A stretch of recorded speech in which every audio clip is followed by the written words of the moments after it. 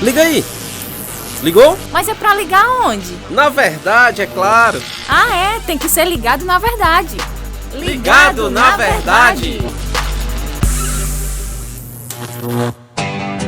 Mais um podcast ligado na verdade. Você que está com a gente aí pela internet, você que está conosco pelo rádio, seja muito bem-vindo. Eu sou o João Lucas Barroso e o Inácio está com a gente aqui. É isso aí, João. Muito bom estar por aqui mais uma vez. E principalmente com uma pessoa que a gente tem tanta afeição assim. Eu particularmente não tive tanto contato com ele pessoalmente, mas eu gosto muito do nosso querido pastor Daniel que está aqui. Pastor Daniel Moraes conosco novamente no podcast. Daniel, tudo bem? Opa, João Lucas, tudo bem? É muito bom estar com vocês e com o seu fiel escudeiro aí, né? É, rapaz. Aí, João. Tá seguro. Você está em Carpina, é isso? No Piauí? Aliás, continua aqui Pernambuco? em Pernambuco. Continua em Pernambuco, no Piauí não. Pernambuco, aqui em Carpina, na cidade de Carpina, né? Fica a 40 quilômetros da capital. Ei! Fica ligado na verdade! Muito bom. Hoje o assunto é... A gente escuta muito esse tema de formas tão variadas que precisamos buscar a fonte verdadeira, que é a palavra. O que a Bíblia fala sobre juízo final, né? A gente vê essas coisas em tema de filmes, né? E muitas religiões falam alguma coisa sobre um juízo final, mas o que é o juízo final? Ou o juízo do trono branco? O que a Bíblia, que é a verdade absoluta, tem a dizer sobre isso? Pastor Daniel. Pronto, João Lucas, vamos falar sobre esse tema aí, né? Juízo final, um tema bem polêmico, às vezes desprezado por alguns. Ninguém gosta de mencionar e falar sobre isso. A gente quer viver como se só existisse o hoje, sem haver o amanhã, né? Mas a gente precisa voltar os nossos olhos com o olhar da eternidade e entender isso, e para viver uma perspectiva presente à luz de um plano maior. Então, entender o juízo final, entender uma consumação de um plano maior. Por isso que, em vez da gente começar pelo juízo final, vamos começar pelo começo, né? Vamos ver de onde tudo começou, aonde partiu isso, por que há uma condenação eterna, por que isso existe em Apocalipse, né? Então, eu quero levar vocês aí em 3 textos básicos, do Antigo ao Novo Testamento, para que a gente tenha essa visão maior, para entender, então, é por isso, né? Tudo começa em Gênesis capítulo 2, onde Deus vai dar a Adão, aí, no capítulo 2, versículo 16 e 17, dentre toda a orientação que ele está dando nos 2 capítulos aqui, no princípio da criação para Adão e para a criação, ele vai especificamente dar uma ordem a Adão, e vai dizer para ele no versículo 16, e o Senhor lhes deu essa ordem: de toda a árvore do jardim comerás livremente. Ou seja, Deus está dando a ele abundância, liberdade, e dando a ele aí uma gestão, vamos dizer assim, uma liberdade para que ele possa cuidar e usufruir da criação de Deus. E no versículo 17 ele vai dizer assim: mas da árvore do conhecimento do bem e do mal não comerás. Há uma restrição aqui, há uma ordem de Deus. O problema não é o fruto, mas é a ordem. O que Deus ordena é o mandamento de Deus, é a quebra da ordem de Deus, do mandamento de Deus. Então, o mandamento está vinculado ao caráter de Deus, quem Deus é, né? Então, porque no dia em que dela comeres, certamente morrerás. Então, Deus dá uma restrição e dá na restrição uma punição. Se caso ele desobedecesse, ele iria morrer. E a ideia do hebraico aqui é muito mais forte do que as palavras no português. A ideia no hebraico, João Lucas, Inácio, é mais ou menos assim: comendo, comerás. E ele diz assim: de toda árvore do jardim comerás, ou seja, comendo, comerás. Comam livremente, a ideia é essa. Não dá para a gente traduzir literalmente, porque ficaria muito estranho no português, mas a ideia é de liberdade, de abundância, de comendo, comerás. Aí no versículo 17 ele diz assim: não comereis, vocês não podem comer. E aí ele vai dizer assim: porque no dia, se dela comeres, ele vai dizer, certamente morrerás. Morrendo, morrerás. Então é a ênfase do texto para dizer da abundância, liberdade e da restrição e da punição. Então Deus está dizendo: comam livremente, comendo, comerás. Né? Então, ou seja, você tem abundância, você tem suprimento, você tem provisão e liberdade. Ao contrário de uma única restrição, você tem aí morte. Morrendo, morrerás. Certamente morrerás. Ou seja, Adão, capítulo 3, peca, faz o contrário, quebra o mandamento de Deus, e com uma quebra de um mandamento entre o pecado no mundo e com o pecado a morte. Por isso que no capítulo 3 eles morrem, uma morte espiritual, uma separação, de rompimento com Deus, e do capítulo 4 em diante a morte física vai permear o livro de Gênesis até Apocalipse, capítulo 19, capítulo 20. Então você tem isso. Quando você vai entendendo que a morte entrou esse juízo de Deus entrou pela desobediência de Adão, e por isso todos pecaram e todos são pecadores, e agora nascem debaixo dessa condenação, nascem assim e vivem debaixo disso. E aí Jesus, lá no Novo Testamento, Deus vai levantar um homem chamado João Batista, lá em Mateus capítulo 3, né? Mateus capítulo 3, João Batista vai vir como precursor de Jesus e ele vai começar a pregar. E a mensagem de João Batista é uma mensagem muito dura, é uma mensagem justamente de arrependimento por causa de juízo que está vindo. Né? A vinda do rei, a vinda do Messias descrito no Antigo Testamento, a vinda do prometido lá de Gênesis 3, o descendente da mulher, que Deus prometeu para libertar a humanidade dessa condenação aí, dessa morte, morrendo morrerás. E João Batista vem como precursor do Messias. Ele começa a pregar e dizendo justamente isso. Ele, ó, eu vos batizo com água, mas vai vir alguém que vos batizará para arrependimento. E esse é aquele que vai vir com a sua pá, no versículo 12 do capítulo 3 de Mateus. A sua pá, ele a tem na mão e limpará completamente a sua eira. Recolherá o seu trigo no celeiro, mas queimará a palha no fogo inextinguível. Então ele está dizendo que aquele que vem após ele, João Batista batizava com água. Aquele que vem pós João Batista, que é o Messias, que é Jesus Cristo, que ele vai batizar em seguida, é aquele que vai trazer o juízo final. É aquele que vai trazer o desfecho final disso aí. Ele não só traz um juízo final, mas ele dá a condição para aqueles que se arrependem de serem salvos, né? Receberem o Espírito e serem salvos. Então haverá uma distinção feita pelo Messias, pelo Salvador, pelo Redentor. E Jesus vem pregando uma mensagem de arrependimento no próprio capítulo 3, do versículo 17.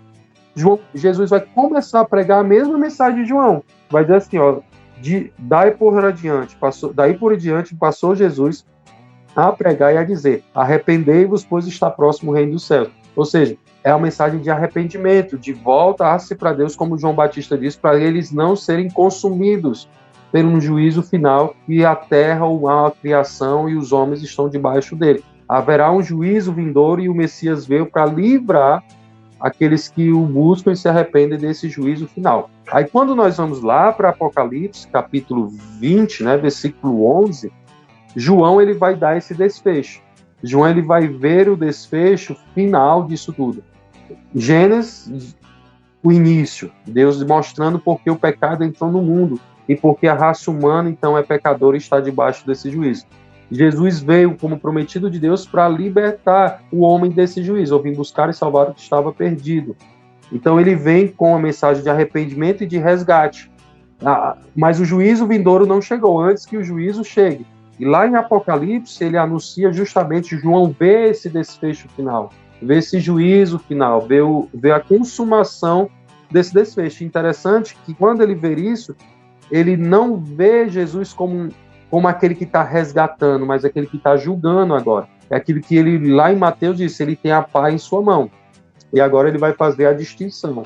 Ele não mais salvará pessoas, mas ele só dirá quem é aqueles que se arrependeram e foram salvos pelo sangue do Cordeiro, que estiveram debaixo da justiça de Cristo, perdoados e lavados pelo sangue do Cordeiro, e aqueles que continuaram vivendo debaixo do juízo. Então haverá uma separação definitiva, que é aquilo que nós chamamos de juízo final ou trono branco. Ele abre os selos, abre livros aqui, né, que são pergaminhos, onde esses pergaminhos estão destinados à vida das pessoas, e elas são condenadas, aqui é um juízo de condenação, para que eles pereçam eternamente. Eles são lançados no lago de fogo para que eles sejam punidos, sofram o juízo de Deus eterno, diante de uma punição eterna, porque esse Deus eterno foi ofendido e eles nunca trataram os seus pecados na única solução que Deus enviou lá em Mateus, que foi Jesus Cristo, o Redentor. O Messias veio, a história foi consumando, a história foi acontecendo, a mensagem do Evangelho foi sendo pregada, as pessoas ouviram de arrependimento, voltas para Deus, elas recusaram isso e elas morreram em seus pecados e agora elas estão recebendo o justo juízo de Deus. É isso basicamente. Não é uma coisa desassociada de olhar para depois o que vai acontecer, mas é algo que tem um começo, meio e fim. Não é algo aleatório que Deus vai resolver fazer. é algo que tem toda uma conexão de princípios e valores de Deus estabelecido. É uma mensagem redentora. O juízo de Deus, ele não tem um aspecto só condenatório, mas ele vai evidenciar também a redenção de Deus. Porque algumas pessoas, ou muitos povos, nações, línguas e tribos, estão redimidos desse juízo, estão salvos desse juízo. Por quê? Porque o Cordeiro, em Apocalipse, é o Cordeiro que comprou esse povo com seu próprio sangue. Inclusive, eu ia até perguntar, né? Você falou que para escapar, para ser salvo desse juízo, tem que estar lavado pelo sangue do Cordeiro, né? Então tem a ver com a morte de Jesus na cruz.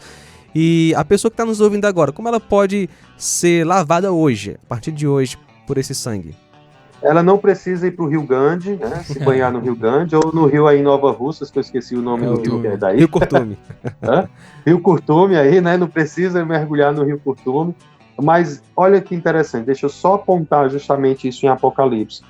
Porque Apocalipse capítulo 4 e 5, quando você olha esses dois capítulos, é maravilhoso, porque João está vendo um desfecho do céu onde só um é apontado como digno entre seres celestiais e a criação de Deus como aquele que é digno de receber toda a adoração, a honra, poder e glória e louvor. É o Cordeiro, é aquele que toma da mão de Deus o livro, né, que é aquele livro que vai desencadear todo o processo da ira do Cordeiro sobre a terra e que se consuma aqui em Apocalipse no final do livro, com o juízo final e a eternidade para aqueles que creem.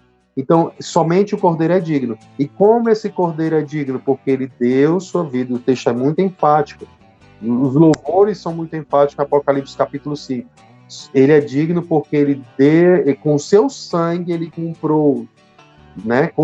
Ele deu sua vida em favor de. Então, assim, como é que alguém que está nos ouvindo, o Cordeiro veio, ele derramou o seu sangue, o anúncio, o evangelho é pregado, a mensagem de Cristo está no céu, o Redentor veio, o sacrifício foi derramado, e Deus estabeleceu que todo aquele que se voltar para Cristo, crendo nele como seu Salvador, seu Redentor, ele será salvo, ele passa a nascer de novo, ele é redimido, ele é purificado, seus pecados são perdoados, eles não são, pecados não são um equilíbrio na balança, pelo contrário, a justiça de Cristo é colocada em nós, não por mérito pessoal, e sim por mérito dele. Por isso que na eternidade, aqueles que serão salvos na eternidade desse juízo final, eles vão reconhecer porque estão no céu, eles vão saber quem é o Cordeiro e por que eles estão lá, porque o Cordeiro deu sua vida por eles, para que então eles pudessem estar nesse momento, na eternidade,